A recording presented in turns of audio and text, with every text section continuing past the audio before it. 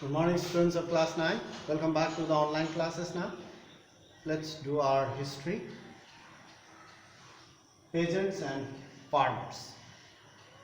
And we have reached 1.5. 1.5. The introduction of threshing machines. So, in our previous class, we have discussed that during Napoleonic Wars, there was a great demand for food grains and the prices were high. So the big landlords and the big farmers, they enclosed the common land and wanted to produce more for more profit. At this time, most of the peasants were driven out from the common land and they reached South England. There also the landlords, they wanted to earn more profit by producing more or cultivating more lands. So now during Napoleonic Wars, the landlords bought threshing machines for two reasons. For two reasons, the landlords purchased threshing machines. What were those two reasons they gave us or they provide? What were the reasons? Number one, to make up for the shortage of labor. They thought that in order to produce more, they require more laborers. And since there was a shortage of labor, they decided to purchase threshing machines. That was the first, very short. Now second was quite long. They complained, they means the landlords and the big farmers complained that of the insolence. Insolence means arrogant nature and insulting conduct. The insolence of the workers or the laborers. The laborers were stubborn, they were arrogant, or their conduct was quite insulting.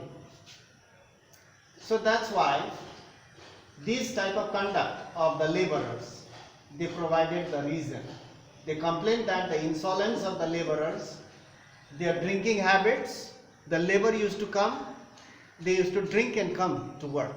So how could they do the work when they are drunk? So their drinking habits and difficult to make them work. That was the reason provided by the landlords for purchasing threshing machines. Two reasons.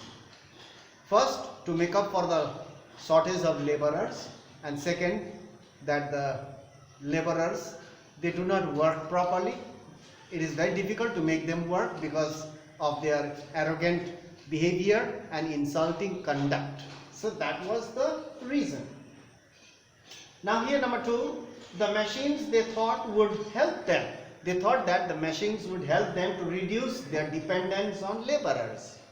So the landlords, again they tell us that using of threshing machines would help them reduce the dependence on laborers. So that was very simple. And number three, after the war, when the Napoleonic War ended, after the war, thousands of soldiers returned to their native villages and they needed the work. In order to survive, they needed jobs to survive. Number four, this was the time when the soldiers returned to their native homelands, native places, and the landlords were purchasing threshing machines. They also provided two reasons for that. And during this time, when grain from Europe began flowing into England, at this period, the food grains that flowed into England from Europe and the prices declined. So the food grains that was imported from Europe, so the prices of the food grains declined and the farmers, landlords hoping to earn more money, so they find it very difficult now. The prices have gone down in the market. So what they did, the result was agricultural depressions set in.